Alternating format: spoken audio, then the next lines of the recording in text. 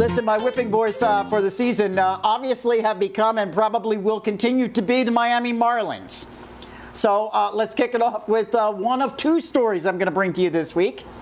And I just got to ask the question, is the brass of this team willing to steal anything from anyone?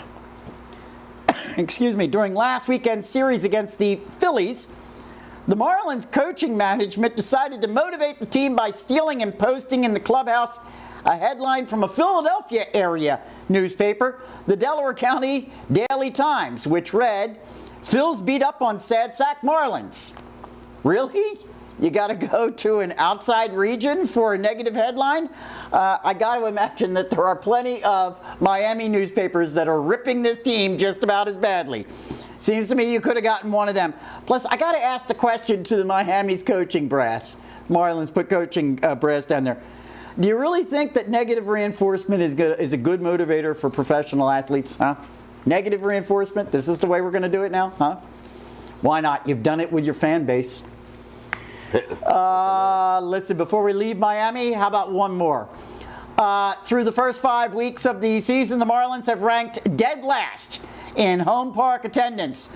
So Marlins management announced the other day the upper bowl, or upper deck as we all know it, will be closed for 6 dates in the team's 9-game homestand that will begin next Tuesday.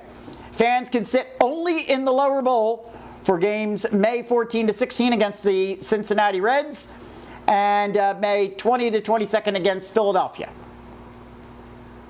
Management also indicated that they reserve the right to make these decisions prior to each homestand from this point forward, and whether the upper deck will be accessible to fans.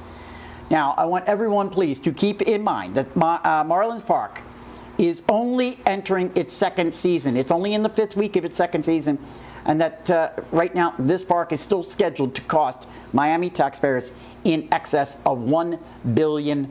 Yeah, I was going to say, who funded that debacle? If I begin to speak the words I really would like to on here, yeah, the soundboard over there would be going nuts with just bleeping me out. Boop, boop. Okay?